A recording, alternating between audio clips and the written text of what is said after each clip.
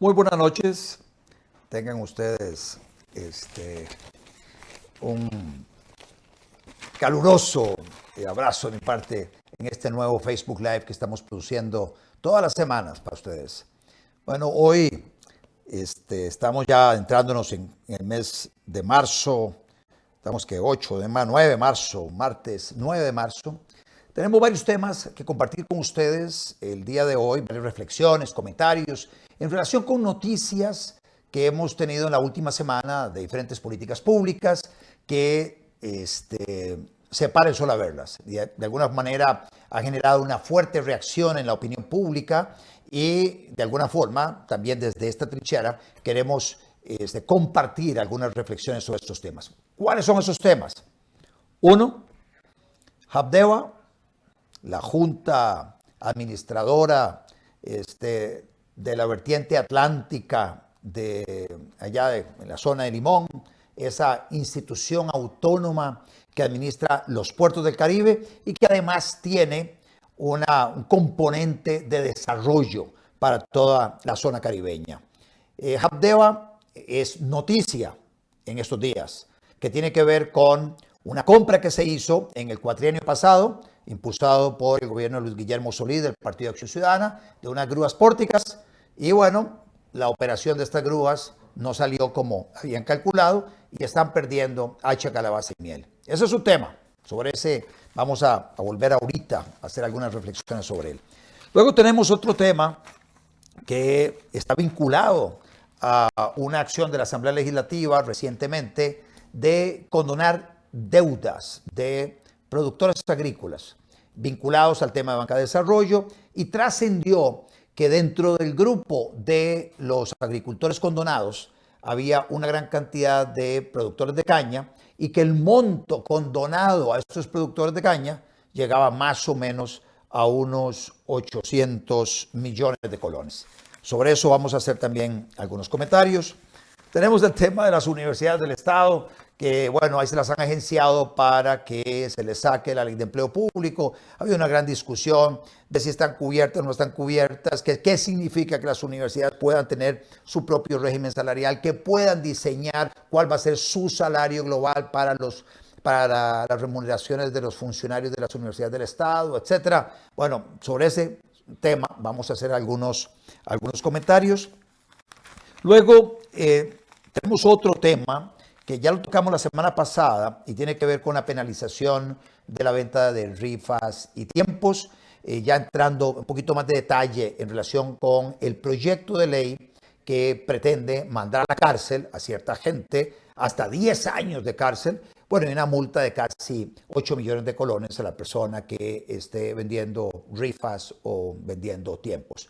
Vamos entonces a entrar en el detalle de los alcances de ese proyecto que ya salió de comisión, va para plenario en la Asamblea Legislativa y podría convertirse en ley de la República si tiene el apoyo de suficientes diputados. Por lo pronto pareciera que hay un contingente de diputados de Liberación Nacional y otros del Partido de Acción Ciudadana que estarían dispuestos a respaldarlo. Habrá que ver cómo se comportan los otros diputados y si ese proyecto de ley se convierte en una amenaza a la estabilidad de más o menos unas 40,000, 50,000 familias que dependen de esto. Arrancamos pues con el tema de Habdeba, esta junta administradora de la vertiente atlántica y que también se encarga del desarrollo, institución autónoma que tenía a su cargo todos los muelles del Caribe. Básicamente manejaba el muelle alemán, manejaba el muelle de Boín, y de alguna forma, producto del manejo de toda la carga portuaria en esos dos muelles, Habdeba recibía unos dineros y con esos dineros también invertía en el desarrollo de la vertiente caribeña, vertiente atlántica, le llaman, realmente es Mar Caribe lo que tenemos nosotros allá, y le metía pláticas a diferentes municipalidades y gastaba una plática por aquí y por allá para supuestamente mejorar la condición de vida de los habitantes de esa zona caribeña.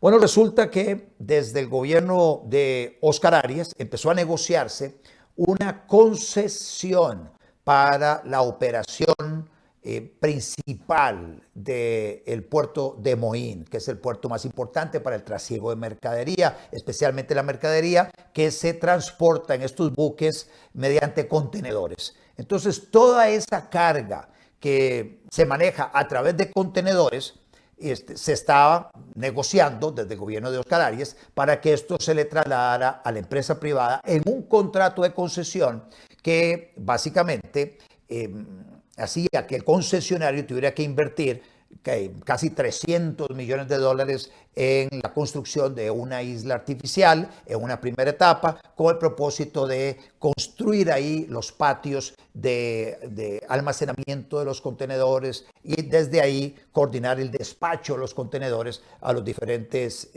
almacenes fiscales, las diferentes regiones del país. Bueno, todo el proceso para darle la concesión a esta empresa privada, que resultó ser APM Terminales, para manejar la terminal de contenedores de Moín, el otorgamiento de esa concesión no fue sencillo. Pasó por todo tipo de instancias administrativas y judiciales de los sindicatos que buscaban que eso no se perpetrara, partidos políticos con una visión ideológica contraria a que servicios portuarios pudieran eventualmente ser concesionados. Algunos exportadores se oponían porque decían que les iba a encarecer mucho la utilización de los servicios portuarios. Pero bueno, después de un calvario larguísimo, se logra consolidar jurídicamente la figura de la concesión y se empiezan a hacer las inversiones allá en el gobierno de Laura Chinchilla con la idea de terminarlos en la siguiente administración, que es la administración de Luis Guillermo Solís, el presidente que tuvimos en el cuatrienio pasado. En ese periodo me tocó a mí ser diputado. Y me acuerdo que en algún momento el presidente Luis Guillermo Solís dice: nosotros somos un país de derecho y vamos a respetar el contrato de concesión que está debidamente firmado, que pasó por todos los filtros, etc. Sin embargo, el gobierno de Luis Guillermo Solís se puso a poner cascaritas de banano y piedras en el camino con el propósito de buscar que el concesionario no cumpliera con los tiempos para la construcción de esta facilidad portuaria en la zona de Moín. Y es así como desde el Ministerio de Ambiente, por ejemplo, bloquearon la posibilidad de utilizar un material de un tajo muy cerca de Moín, de donde se estaban extrayendo grandes piedras para hacer ese relleno y esa isla artificial. Y con eso ellos pretendían, con el apoyo del Frente Amplio, que aquello se paralizara. Esto no paralizó a esta transnacional que está a cargo de la concesión y consiguieron piedra en diferentes lugares del país, incurrieron en más gastos, producto, digamos, de transporte. Tengo entendido que inclusive trajeron piedras por vía marítima y construyeron esa isla, esa facilidad portuaria que mejoró dramáticamente el servicio nuestro en el Caribe. Importaron todo el equipamiento para poder manejar la gran cantidad de contenedores. Pero antes de que APM terminara la construcción de la infraestructura portuaria y el equipamiento de esa facilidad portuaria, a Habdeba se le ocurrió que debía hacer una inversión en la compra de 2 grúas pórticas. Son unos bichos grandísimos que lo que hacen es básicamente, hay un brazo que llega y baja en el barco, agarra el contenedor y lo saca del barco y luego lo coloca a la par de un cabezal, en la estructura que jala un tráiler. Y entonces, de tal manera que puedan desplazarse los contenedores hacia la zona de almacenamiento. Bueno, compra 2 grúas. ¿Cuánto se gastó? ¿Cuánto se gastó el gobierno en esa aventura? Bueno, según los datos que han trascendido, fueron más o menos 10.500 millones de colones. Es un cachimbo plata, ¿no? Entre 16 y 20 millones de dólares que se gastaron en la compra de estas 2 grúas. ¿De dónde salió la plata? De una reserva que había para pagarle el auxilio de cesantía y todos los extremos laborales a los funcionarios de Habdeba que iban a quedar cesantes, porque una vez que APM entraba en operaciones, la carga o la parte más importante de la carga, toda la que se mueve en contenedores, se iba a manejar en la terminal de contenedores de Moín, administrado por APM. Y a Habdeba únicamente le iba a quedar en el puerto de Moín y en el muelle alemán el manejo de, por un lado, los cruceros en el muelle alemán y por otro lado, la carga que no se transporta en contenedores. Básicamente. Entonces, vean ustedes cómo el flujo de ingresos de Habdeba se redujo dramáticamente.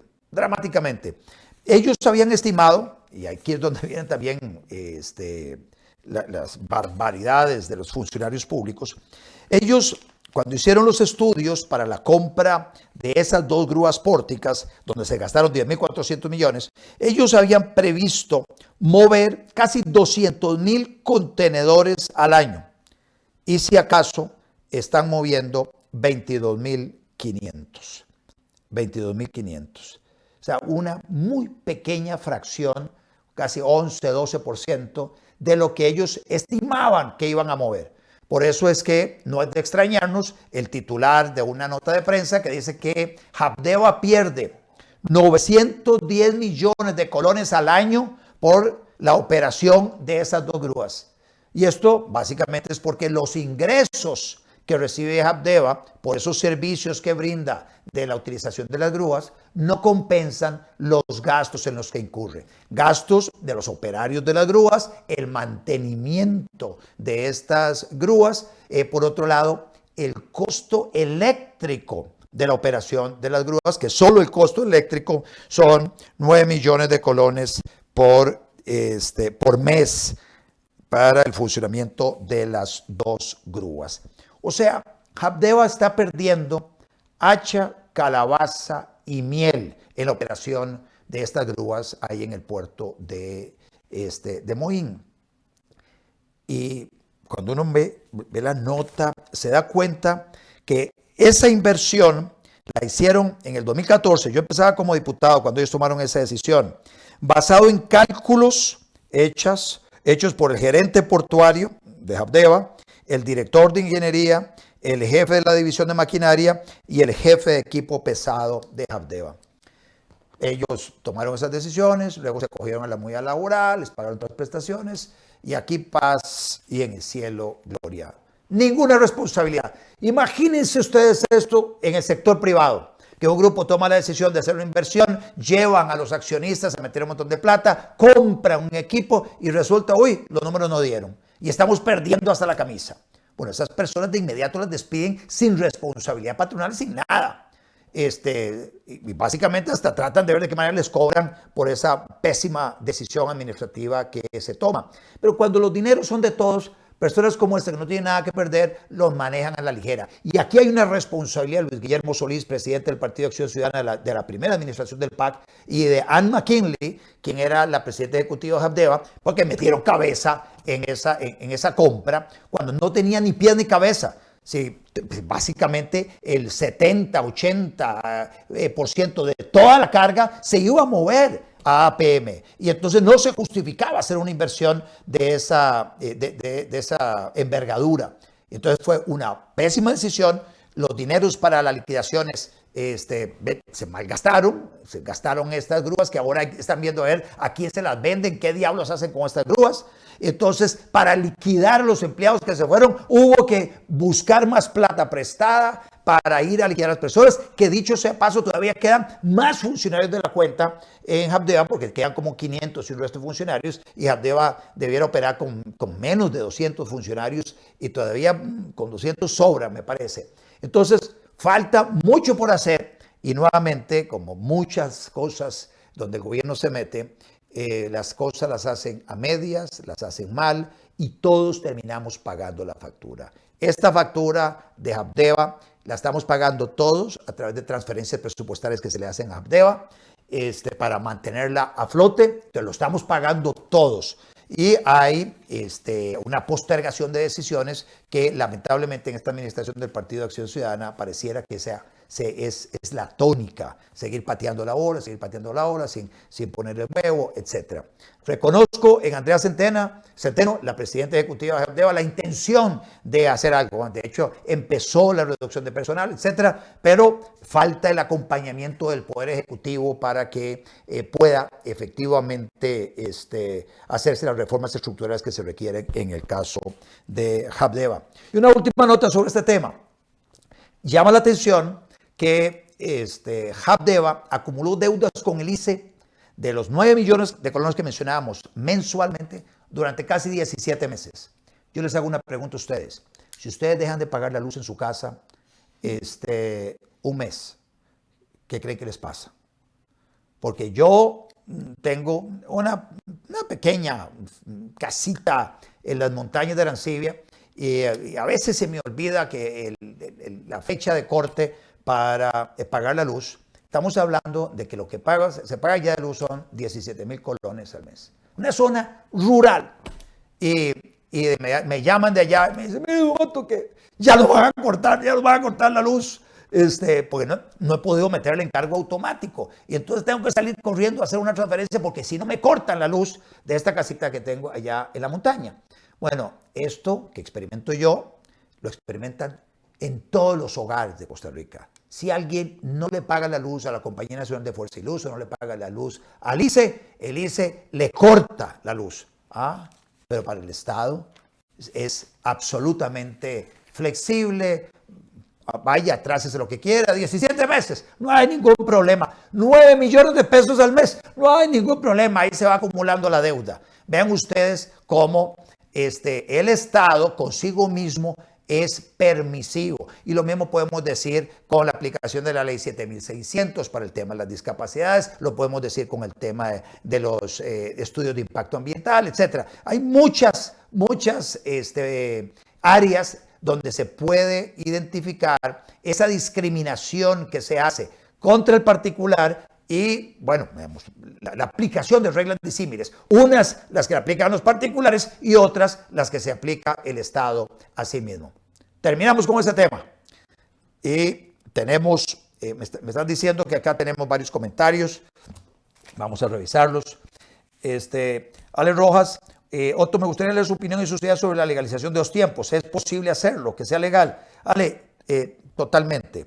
Aquí lo que hay que hacer es, no este proyecto de ley, es un proyecto de penalización. Lo que hay que hacer es abrir el monopolio de la Junta de Protección Social, como ya se ha hecho en varios países. Se han abierto monopolios, hay varias loterías y entonces hay una gran cantidad de vendedores que trabajan en las diferentes empresas de lotería, todos formales, hay algunos registrados como trabajadores independientes en la seguridad social, otros como asalariados, pero todo mundo formal, cobrando impuestos, pagando impuestos, todo mundo formal, sin el temor de que lo metan a la cárcel o le metan una multa de 8 millones de pesos, como pretenden mediante este proyecto de ley.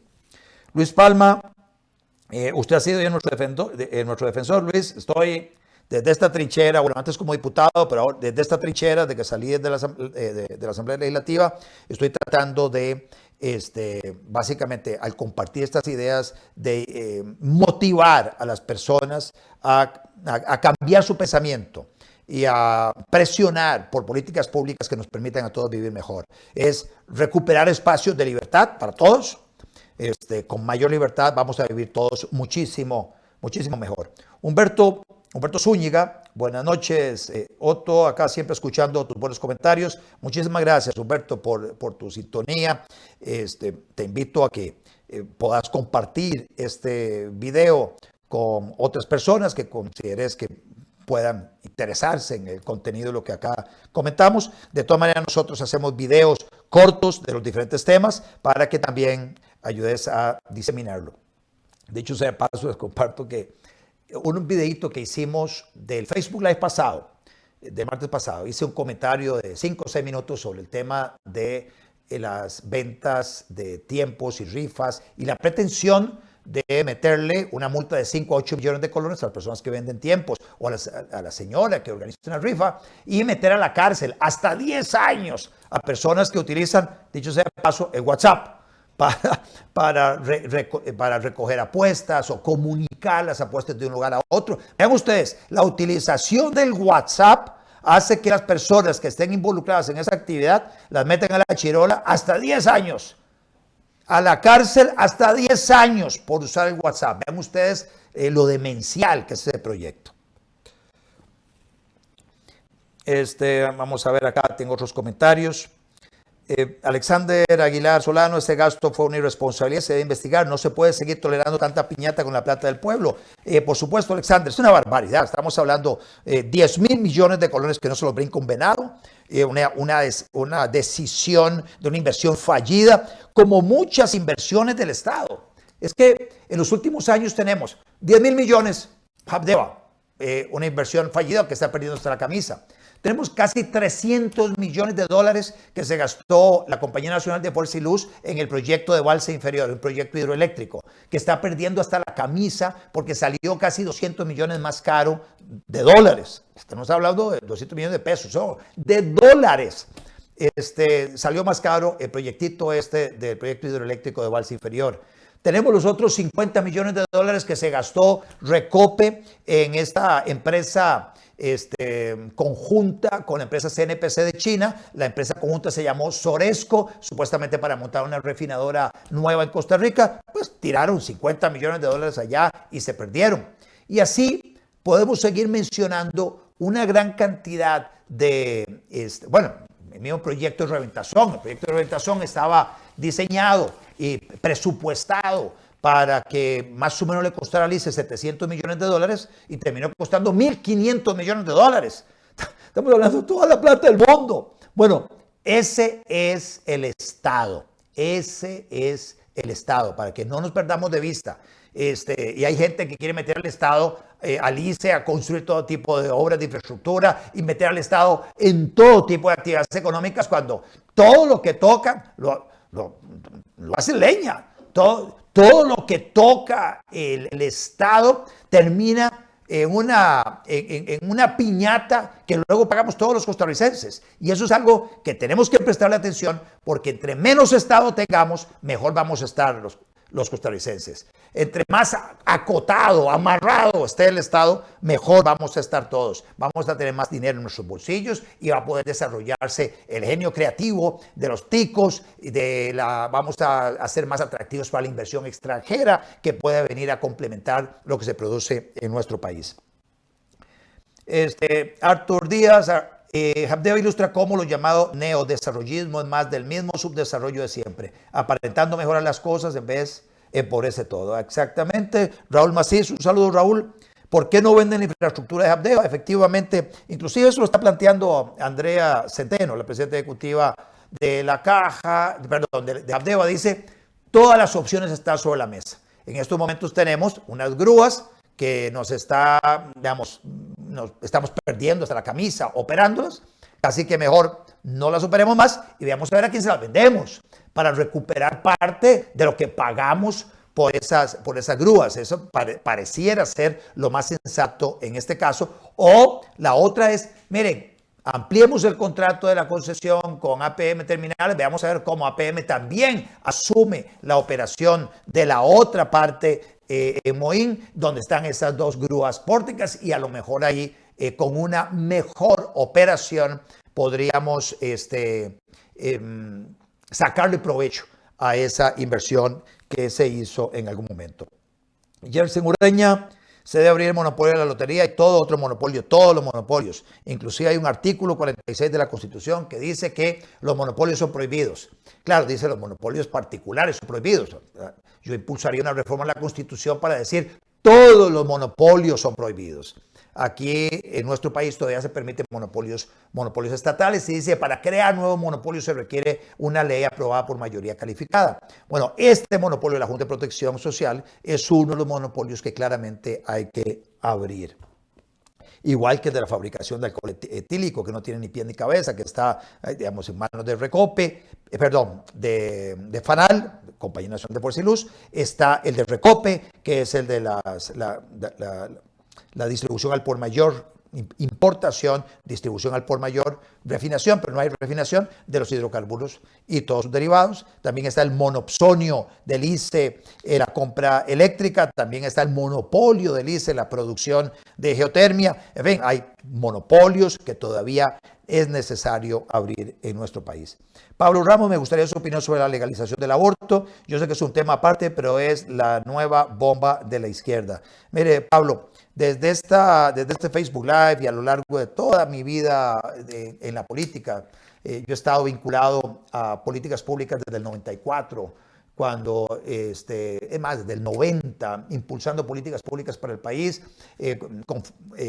formé parte de un grupo de personas que conformaron un partido político, que fue el Movimiento Libertario. Con ese partido aspiré a una diputación la primera vez en el 98, salí elegido como diputado.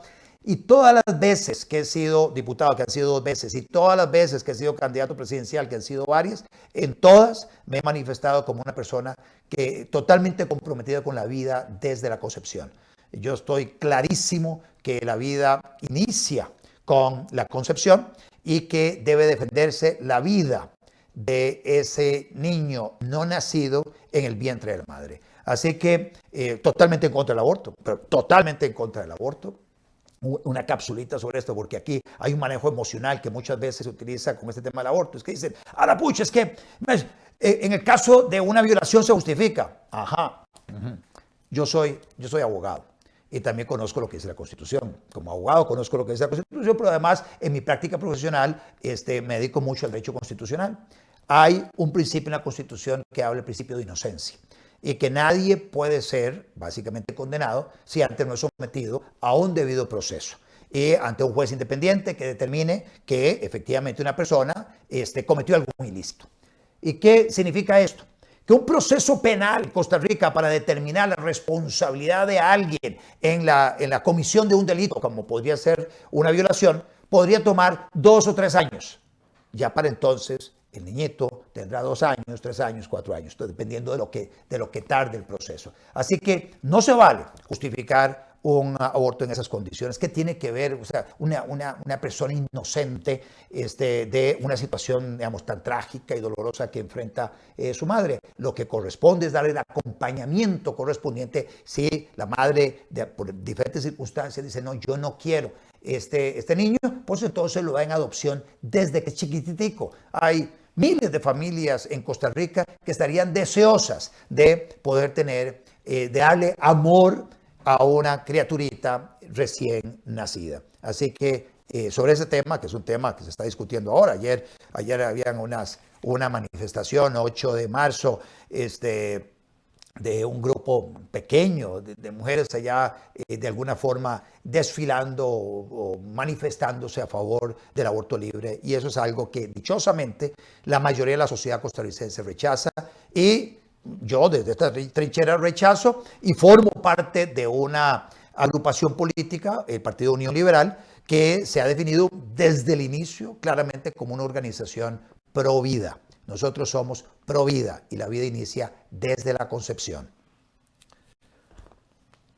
Se debe apoyar y permitir el libre comercio honesto y responsable entre personas sin intervención del Estado. Sí a los tiempos de las rifas, dice Yersan Ureña, por supuesto, Roberto Chávez. Otro es ahí que me pregunto en qué los beneficios de la democracia uno los elige, pero ellos se creen los dueños de Costa Rica. Todavía el sistema democrático dice que es un pésimo sistema, digamos, de organización social. Sin embargo, es el menos malo de todos los sistemas de organización social. Así que estamos amarrados al sistema democrático. Lo que tenemos que hacer es jugar con las reglas de la democracia y ver de qué manera, por lo menos para el próximo cuatrienio, logramos meter una gran cantidad de diputados liberales para impulsar las reformas estructurales que requiere el país, para que ojalá de la mano con un poder ejecutivo que también comparta una buena parte de estas propuestas de política pública sobre las cuales hemos venido hablando durante tanto tiempo, y son las políticas públicas que además se han aplicado en países como Irlanda, como Nueva Zelanda, como Singapur, en ciertas partes de Singapur, en Hong Kong y en Estonia, en muchísimos países que se han venido desarrollando en los últimos últimos años es gracias a la aplicación de políticas públicas que nosotros promovemos desde este Facebook Live, desde las entrevistas de Libres para Elegir y que los liberales hemos venido impulsando desde hace muchísimo tiempo en Costa Rica. Así que yo espero que para el siguiente cuatrienio tengamos esa gran cantidad de diputados liberales que nos pueda ayudar a cambiar la dirección que llevamos como país. Luis Guillermo ha sido el peor presidente que hemos tenido en los últimos 80 años. Proestatismo, sindicalismo, comunismo, tuvo el apoyo del pueblo para hacer los cambios requeridos y fue un fiasco. No jugó con Costa Rica, jugó, la vaciló y la traicionó. Pues sí, Alexander, la verdad es que nos agarraron de chanchos. Bueno, mira, yo no voté por Luis Guillermo, pero de Luis Guillermo agarró de chancho a la gente que votó por él. Dice, sí, claro, dice que en Costa Rica no se juega y él no jugó, nos bailó a todos, bailó a todo el país. Pero yo no sé si calificaría a Luis Guillermo Solís como el presidente más malo. Yo creo que Carlos Alvarado se da taco a taco con Luis Guillermo Solís. La verdad es que los dos, estos casi 7 años de administración del Partido de Acción Ciudadana han sido absolutamente desastrosos. Absolutamente desastrosos.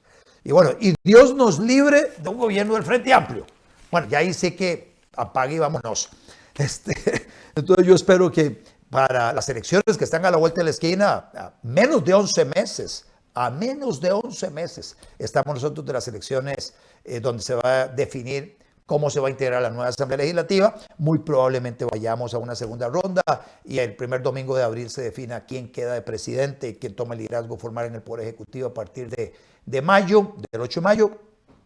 Y yo esperaría que los costarricenses para entonces sepan básicamente volver a ver hacia atrás y digan, no podemos seguir metiendo las patas votando por esta gente del Partido de Acción Ciudadana, mucho menos por el Frente Amplio. Entonces buscar una opción alternativa y ahí esperamos los liberales ser, beneficiados por el apoyo de una mayoría de costarricenses que dicen, le llegó la hora a la libertad, le llegó la hora a la libertad, las políticas públicas liberales, después de una larguísima noche socialista con todos sus matices, le llegó la hora a la libertad. Ya probamos el socialismo con todos sus matices, el socialismo democrático, socialismo cristiano, socialismo más duro y ortodoxo como el del Partido de Acción Ciudadana.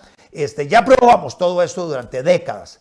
Ahora corresponde probar con las ideas de la libertad, políticas públicas liberales, para así demostrarle a todos los costarricenses que con estas ideas que hemos venido promoviendo hace muchísimos años, podemos dar un salto hacia el desarrollo y todos en Costa Rica vamos a vivir muchísimo mejor.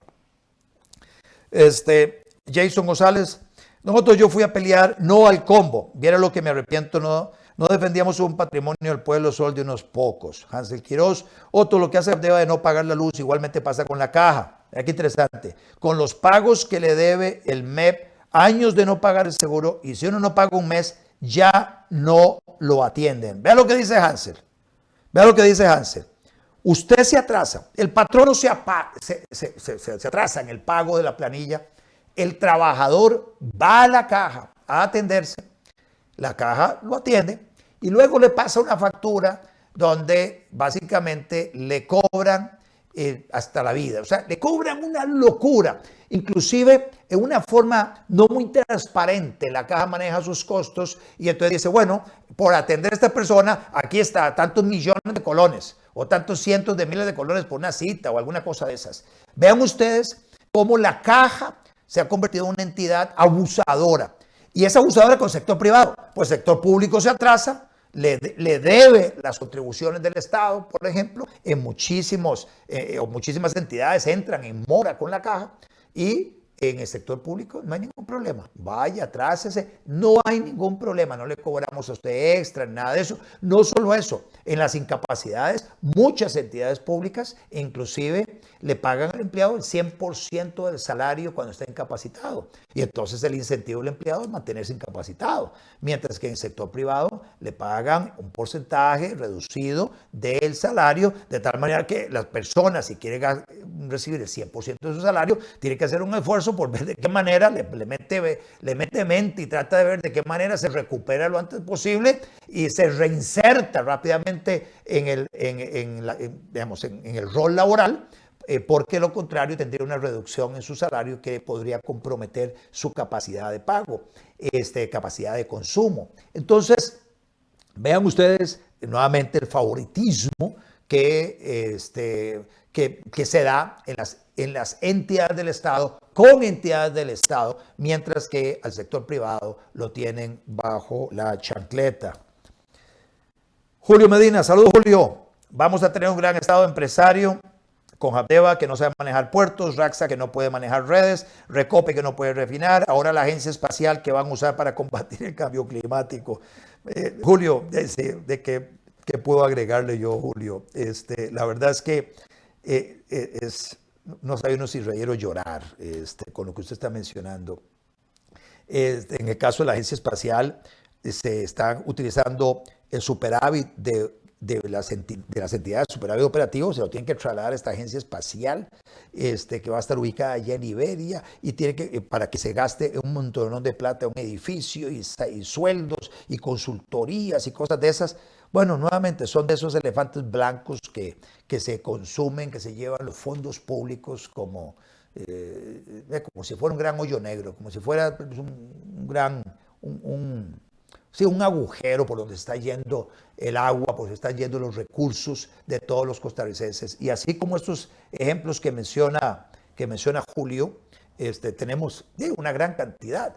CNP de empresario obligando a todo mundo a comprarle en el CNP para intermediar, y entonces el CNP es un intermediario que le compra a otros intermediarios que luego se aturuzan allá a los productores, a los poquitos productores, y le vende todos sus productos carísimos a las entidades públicas. Eso es el CNP. Raxa no produce mayor cosa. A través de SICOP, hoy tuve una reunión interesante con funcionarios de la Contraloría, a través del SICOP, este sistema de compras públicas, lo que hace es cobrarle a todas las entidades públicas un montón de dinero por cada transacción que se hace a través de esa plataforma tecnológica. Y entonces esa es la manera que Raxa está subsistiendo. Y entonces tiene toda una estructura con un montón de salarios que hay que pagar, y está utilizando SICOP para ordeñar a diferentes entidades del Estado, cuando tenemos que en otros países como Portugal el sistema de compras públicas, que es básicamente una plataforma tecnológica, no tiene mayor costo para las entidades públicas que utilizan esa plataforma tecnológica.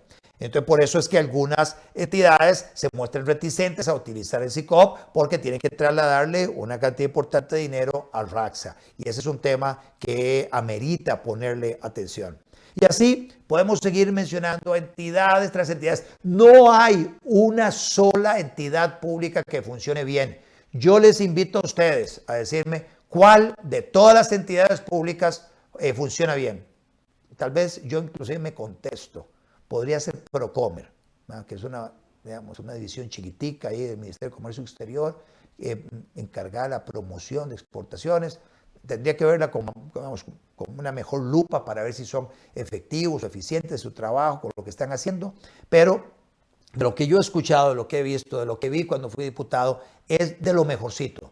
Pero de ahí fuera, todas las entidades públicas, todas, absolutamente todos, ministerios, instituciones autónomas, empresas públicas, todas, no hay una que haga bien las cosas. Todas dilapidan los fondos públicos y todas lo que hacen es crear una burocracia que luego se la trasladan de alguna forma a través de costos y regulaciones a los usuarios, haciéndonos la vida de cuadritos. Hermes Ramírez, es un privilegio para los costarricenses oír los comentarios de este señor que sí sabe lo que dice y a simple vista se ve que es verdad. Gracias, Hermes. Ok. Artur Díaz, nuevamente otro, ¿por qué se impide que empresas expertas de gran experiencia pero extranjeras no vengan exclusivamente a completar estos megaproyectos del país a costo de mercado? Realmente, bueno, usted que vino, esta es una empresa vinculada, la empresa que está manejando la terminal de contenedores de Moín, APM Terminales, está vinculado con esta empresa Merx, que es una empresa grandísima en la operación, en operaciones portuarias, pero también tienen barcos, etcétera. Es una mega empresa multinacional. Fue un mundo lograr que esta empresa se instalara acá. Lo mismo con el aeropuerto Juan Santa María. La empresa ha pasado de manos, pero sigue siendo una empresa que opera varios aeropuertos en diferentes países del mundo. Lo que pasa es que sí hay un prejuicio de parte de algunos actores que están vinculados a diferentes partidos políticos, especialmente los de más izquierda, contra todo lo privado. Y entonces ellos prefieren que el Estado sea el que haga las cosas y no que se concesionen al sector privado. Vean ustedes que cositas tan pequeñas como podría ser la tercerización de servicios, que hablamos hace poco en un Facebook Live, que es una especie de concesión. Ya no es una multinacional, sino bueno, acá a una empresita local, usted puede concesionar todos los servicios de salud. Hoy tiene concesionados varios EBAIS, pero ¿por qué no concesionar la totalidad de los EBAIS?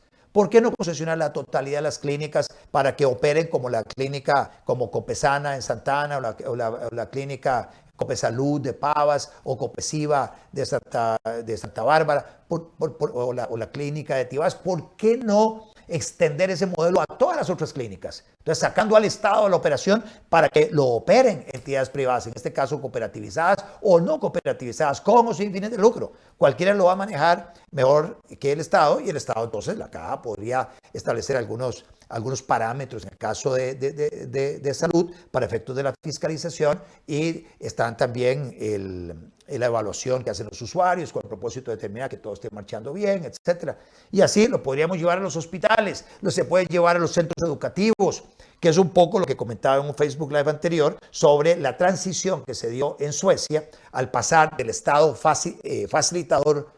del Estado benefactor, de este Estado intervencionista, a un Estado posibilitador, un Estado facilitador, donde el Estado se salió de la gestión de todos los centros educativos, de todos los centros hospitalarios, de todas las clínicas, y estas se gestionan privadamente. Bueno, eso es lo que tenemos que empezar a caminar en una forma mucho más agresiva en nuestro país, abriendo nuevas fuentes de trabajo, mejorando la calidad de los servicios y pensando en el individuo, la persona, en la persona, no en las instituciones, sino que hacer girar la política pública en torno y en beneficio de la persona, del individuo, y no de las entidades que se han convertido ellas mismas en un fin en sí mismas. Bueno, Pablo, el aborto es un negocio, una gran compañía internacional que ya está metiendo las garras en Costa Rica. Bueno, yo espero, Pablo, que acá tenemos una mayoría de personas que todavía estamos férreas en contra de esas políticas públicas. Lili Ramírez, lamentablemente ese será el tema de la campaña para dividir la población. Así trabaja la izquierda, divide y vencerás. Yo creo en este caso, Liliet, que aquellos que somos pro vida somos una gran mayoría. Yo creo que no va a tener el efecto polarizador, y yo espero que los costarricenses sepan que, estando este tema de por medio, le digan no a aquellos partidos que desprecian la vida de una persona no nacida y están dispuestos a asesinar a una persona no nacida, y que sepan darle la espalda a esos grupos, que es el grupo, básicamente sector recalcitrante del Partido Acción Ciudadana, sectores del Partido Frente Amplio, y hay algunos otros actores políticos menores que tienen una agenda en esa dirección. Ese va a ser un tema. Bueno, está ese tema, pero están los otros temas que tienen que ver con reforma del Estado, con abrir la economía, etc. Entonces, la combinación entre estos temas debería llevar a los electores a tomar la mejor decisión de a quién respaldar en el siguiente proceso electoral. No debería ser un solo tema, debería ser una combinación de temas que lleve a los costarricenses a decir, bueno, con estas personas, con este grupo, vamos a lograr, uno, defender la vida, pero al mismo tiempo, mejorar las condiciones de vida de todas las personas en el país.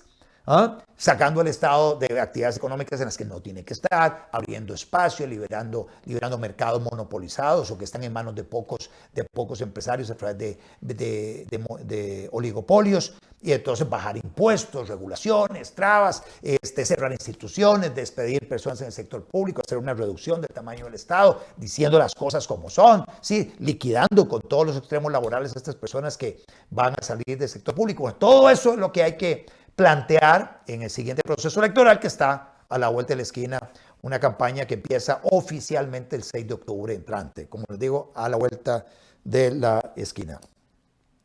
El próximo, bueno, Valdemar Cambronero, el próximo presidente de usted, Valdemar, no pretendo postularme como candidato a presidente, pero si Dios quiere, y si además la Asamblea Nacional del Partido Unión Liberal así lo decide, yo pretendo plantearle mi nombre a la Asamblea Nacional de ese partido con el propósito de que me tome en consideración como candidato a diputado, para las próximas elecciones. Alexander Aguilar, la escogencia de diputados debe cambiar, me parece que debe ser mediante voto directo, de la misma manera todos aquellos proyectos que signifiquen gastos del Tesoro del Pueblo, como pago de convenciones, condonaciones, deben ser aprobados mediante plebiscito, referéndum y para el despilfarro. Sí, lo que pasa es que todo esto, Alexander, requiere una reforma constitucional y reforma legal, eso no es tan sencillo, pero hay que plantear definitivamente una revisión a todo este tema. Bueno, y ahí siguen los comentarios. Vamos a hacer una pequeña pausa. Tengo otros temas que compartir con ustedes. Yo les agradezco la gran cantidad de comentarios que ustedes me están haciendo. Pero ya regresamos con otros comentarios que están vinculados a que hice sobre Habdeba y algunas de las respuestas que he dado a los comentarios que ustedes tan gentilmente han compartido conmigo en este rato. Ya regresamos. Fogo Rodicio ahora con nuevas instalaciones, bajo el sistema All You Can Eat, por tan solo $45 por persona, que incluyen bebida, postre de la casa e impuestos. Le ofrece acompañamientos fríos y guarniciones calientes con un menú variado y exquisito. Para reservaciones escríbanos al WhatsApp 8500-7008. Cupo limitado.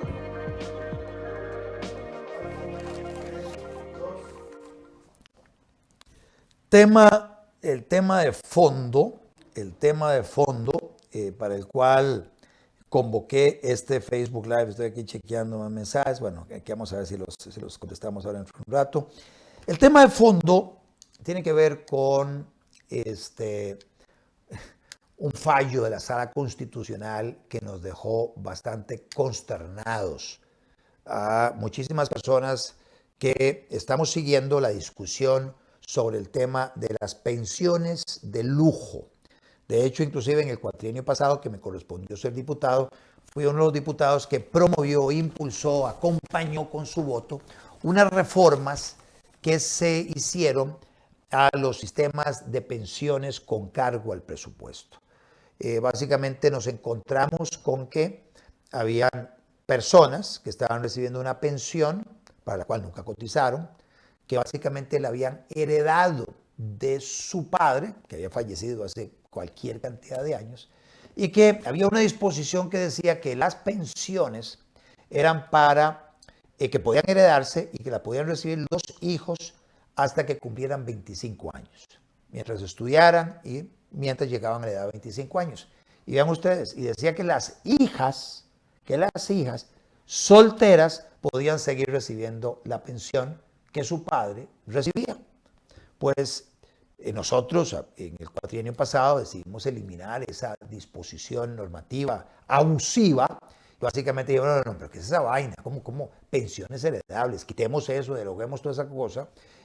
Solo se dejaron unas excepciones. Si alguien estaba recibiendo la pensión y que tenía una enfermedad y tenía una discapacidad o alguna cosa de esas, pero se acotó, o sea, se redujo. Unas mujeres que recibían esta pensión, 5 en total, presentaran acciones de inconstitucionalidad contra esta ley que nosotros aprobamos.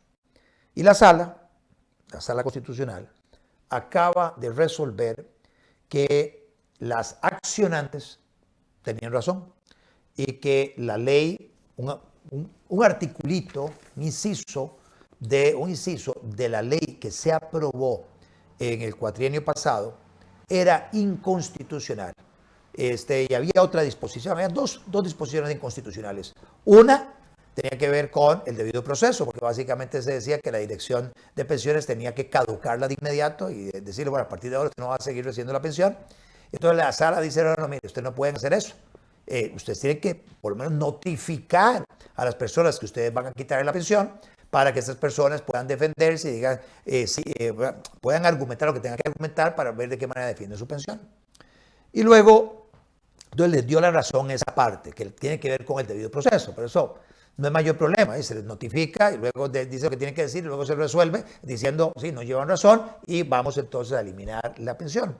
Pero la otra parte, que es la más preocupante, es cuando la Sala Constitucional dice que siguieron el argumento de la Procuraduría diciendo que se estaba ante una situación jurídica consolidada, que las pensiones de Hacienda, que había sido creada esta ya en los 40 y había sido derogada en 1992, ya había generado efectos a alguna gente que, basado en la ley que estuvo vigente, ellos tenían acceso a una pensión que luego se heredó a estas mujeres, y que entonces la sala dice, estas mujeres que antes de 1992, si tenían menos de 25 años, tenían derecho a recibir esa pensión como una situación jurídica consolidada y hasta que se murieran.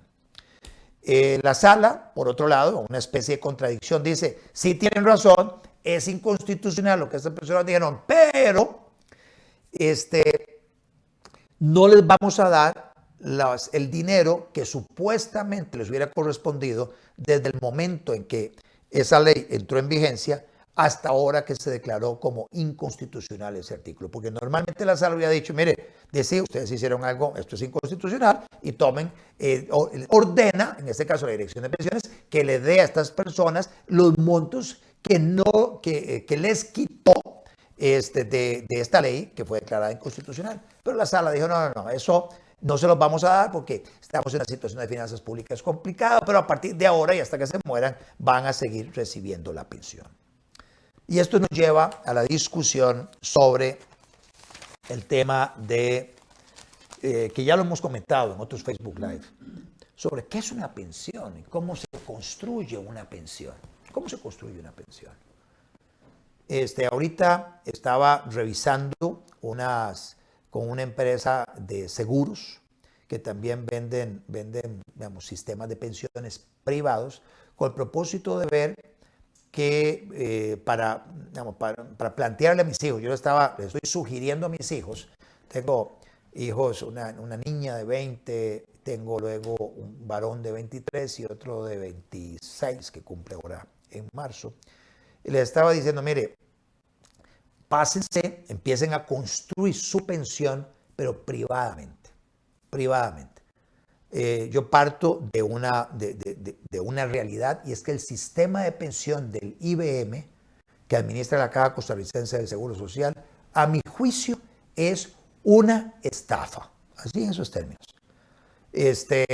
Le obligan a todas las personas asalariadas a cotizar, y los ahorros independientes ahora también, a cotizar para una pensión que actuarialmente la Caja no está en condiciones de pagar. El sistema de pensiones de la Caja está técnicamente y actuarialmente quebrado. Además tiene un tope, y lo que está haciendo la Junta Directiva de la Caja ahora es decir a la pocha, tenemos una situación porque la expectativa de vida de las personas va creciendo, gracias a Dios. Entonces, ya las personas con una pensión, o sea, pensionándose a los 60, 63 años, la verdad es que no me dan los números. Entonces, va a empezar a subir la edad de retiro, irla acercando a la expectativa de vida de las personas. Aquí veis la expectativa de las personas. Así se diseñó este sistema de pensiones piramidal en Alemania a principios del siglo pasado. Era un sistema para quitarle plata a la gente. Pero básicamente la pensión decían, no, pero mire, usted está ahorrando para una pensión que usted va a tener cuando usted tenga cierta edad. ¿Cuándo era esa edad? Una edad que correspondía con la expectativa de vida. Entonces le quitaban plata durante toda la vida y entonces se la jugaban a que esta persona se muriera, porque además el monto acumulado no era heredable. Como no es heredable el monto que las personas van metiéndole al sistema de reparto de invalidez, vejez y muerte que administra la Caja Costarricense del Seguro Social. Es una estafa por todo lado que usted la vea. Entonces la Caja está diciendo, bueno, voy a empezar a subir la edad de retiro, voy a bajar los beneficios, ya no le voy a dar, qué sé yo, 80% de lo que usted se ganaba, de los X cantidad de salarios promedio en los últimos años, sino que lo vamos a bajar a un 70, un 60%. Le voy bajando el beneficio, le voy subiendo la edad de retiro, voy aumentando la cantidad de cuotas que usted tiene que hacer y también el monto de la cuota. Vean ustedes, por todo lado la caja pretende, y hacia futuro muy probablemente así lo haga, aturuzar a el trabajador asalariado y al trabajador independiente. ¿Qué es lo que debería hacerse? Bueno, movernos de ese sistema de reparto, ni siquiera es capitalización colectiva, es de reparto, a un sistema de capitalización individual, donde las personas empiecen a cotizar para una pensión privada, personal, una cuenta personal de capitalización individual. Que la persona pueda ir viendo cuánto va creciendo su patrimonio, ese patrimonio que va acrecentándolo mes a mes, que luego esos dineros se van invirtiendo de cierta forma, eso va generando unos intereses, los intereses se van capitalizando y ahí se empieza a generar el efecto de los intereses sobre intereses, que se conoce como intereses compuestos, que hace que en muchos años y a largo plazo los rendimientos sean exponenciales. Eso significa que entre más tiempo usted esté ahorrando, la buchaca que usted está construyendo se va haciendo cada vez más grande y más grande y más grande. Y ya cuando usted llega a cierta edad, dice, la verdad es que yo me quiero retirar. Usted agarra esa cantidad, ese ahorro, y usted va a una empresa aseguradora y compra una renta vitalicia o compra un plan de retiro con que, digamos, para que le dé cierta cantidad de dinero, no la totalidad, o no una renta muy alta, sino lo que usted requiera para vivir, y va dejando un acumulado con el propósito de que ese acumulado, si usted fallece, le quede a las personas que usted señale como beneficiarios, o usted agarra todo eso y se compra 2 apartamentos o construye un localito comercial, decide usted meterlo en algún emprendimiento. Es una decisión de cada quien. Eso es lo que nosotros debiéramos ir haciendo en el sistema de pensiones. Los magistrados, volviendo al tema de la Sala Constitucional, no entienden de economía. Y ese es un problema. Porque si entendieran de economía, ellos deberían empezar a resolver las acciones de inconstitucionalidad referidas al sistema de pensiones diciendo todo aquel monto de pensión que no guarde relación con el ahorro que el trabajador ha hecho a lo largo de su vida productiva y un rendimiento de mercado, inclusive con el elemento de intereses compuestos.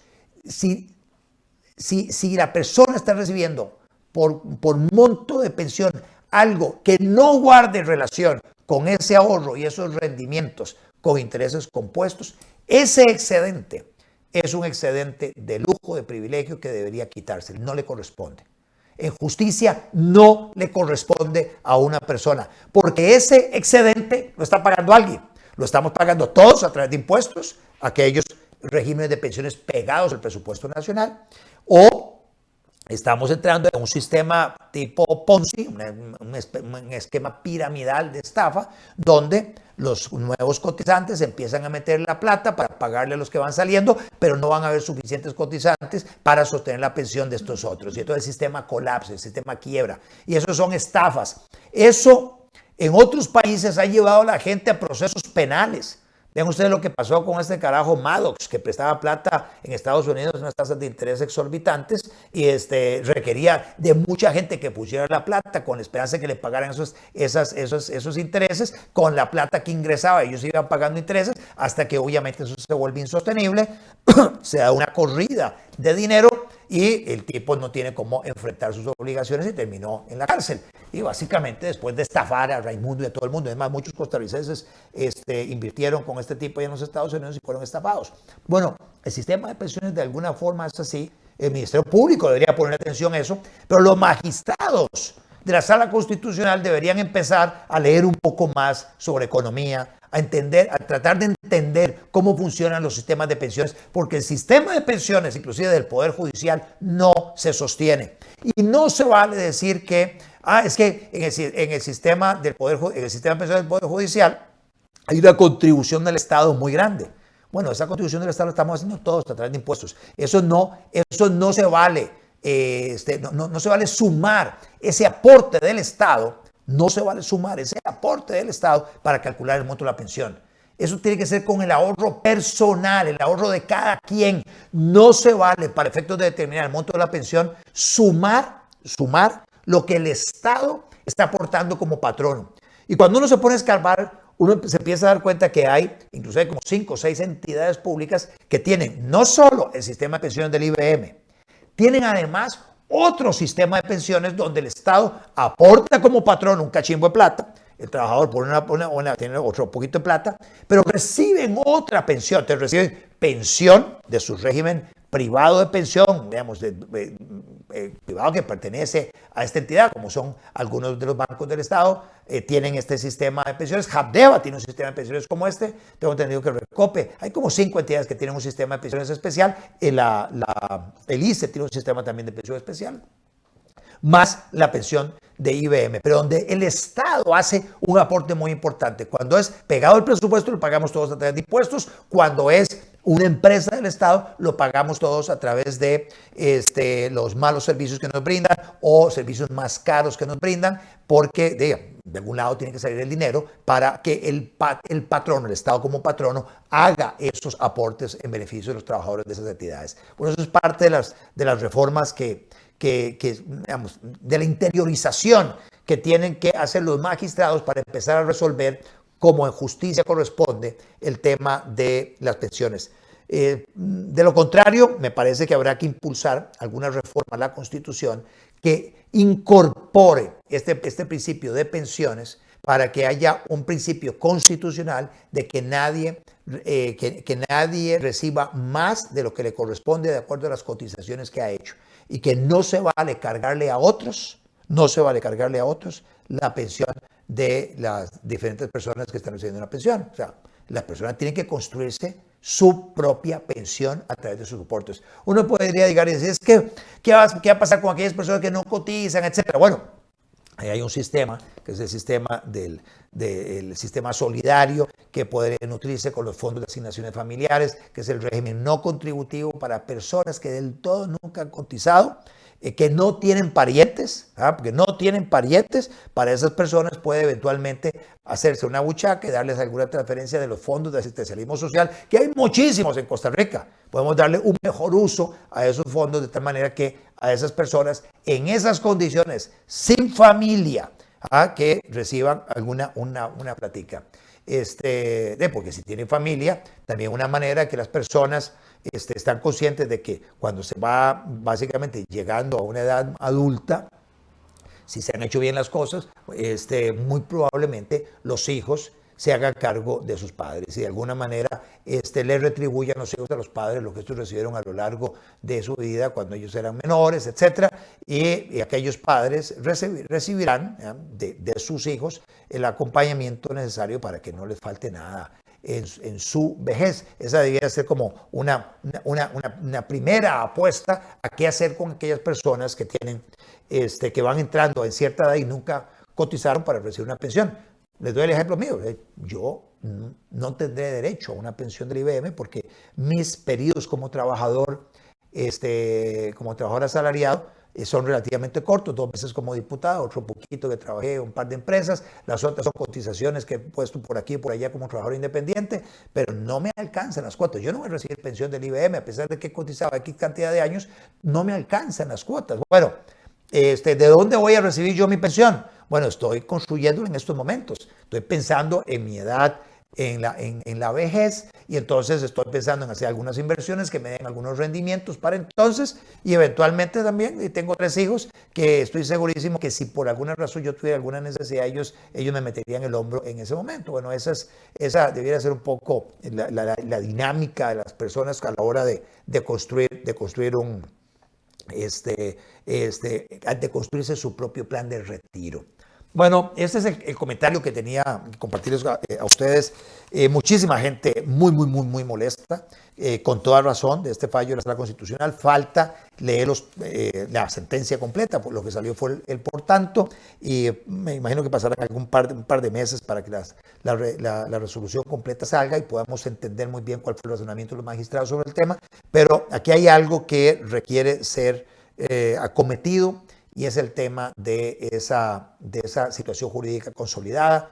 Habrá que ver si a esa pensión en particular que reciben estas personas se le mete un impuesto, entonces, del carajo, que básicamente dentro de los límites que ha establecido la sala sobre lo que se considera confiscatorio o no, quitarle vía impuesto a esas pensiones una buena parte de ellas, o por lo menos el 50-60% del monto de la pensión. Creo que 55% aceptado la sala como tope máximo para las pensiones, que en algunos momentos se ha establecido pensiones de cierto nivel. A esta pensión hay que metérsela independiente del monto que sea, porque estas personas de verdad en justicia no les debería corresponder absolutamente nada, porque no cotizaron para esas pensiones. Su padre cuando lo tuvieron con vida, no cotizó jamás lo suficiente para tener derecho a una pensión que se pasa a lo largo del tiempo y que haya generado unos pagos exorbitantes a estas personas que reclamaron ante la sala y que la sala finalmente les dio la razón.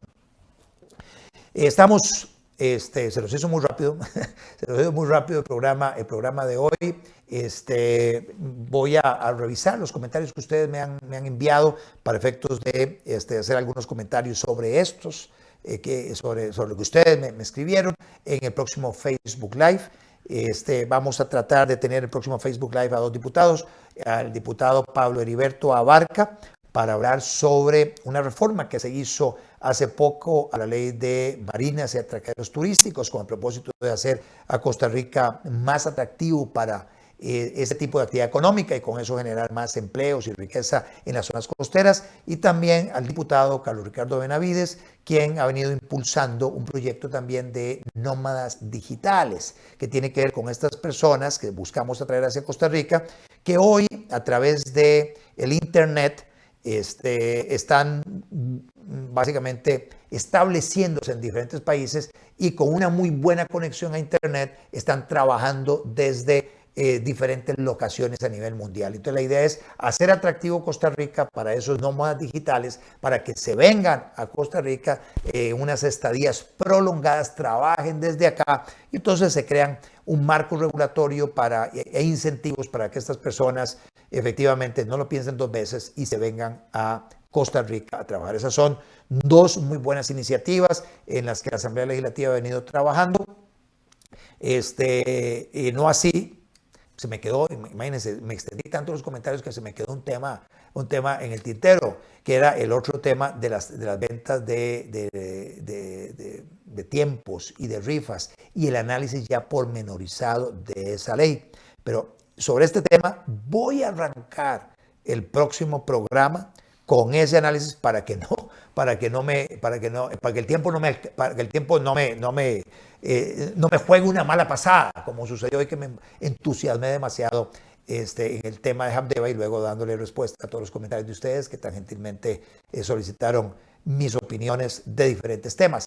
Entonces arranco el próximo martes con el tema de ese análisis profundo de la ley que penaliza la venta de tiempos, rifas, penaliza el financiamiento, que son todos del tema de las bancas, penaliza a quien le provee servicios de mercadeo, de publicidad, a quienes están metidos en estas actividades de las loterías y loterías informales, de apuestas deportivas, etcétera. Y también inclusive el tema de la cárcel que le meten a aquellas personas que utilizan el WhatsApp para recoger apuestas y para comunicarse un vendedor con una persona que le está financiando, etcétera. Imagínense usar el WhatsApp, el Internet, las ondas concesionadas a las empresas que están metidas en telefonía, en este caso a través del Internet. Entonces la utilización de una plataforma tecnológica como el WhatsApp significa pena de cárcel de hasta 10 años. Esa es una iniciativa dictaminada en la Comisión de Seguridad y Narcotráfico que ya va para plenario y que si suficientes costarricenses no levantamos la voz, es probable que esa ley pueda ser aprobada en un futuro cercano. De ahí que esperemos que los diputados, una mayoría de diputados entren en razón y digan no tienen ni pies ni cabeza, y mucho menos ahora con tanto desempleo y donde hay más o menos unas 40,000 familias que se están ganando la vida de esta manera. Muy buenas noches y nos vemos el próximo martes, si Dios quiere.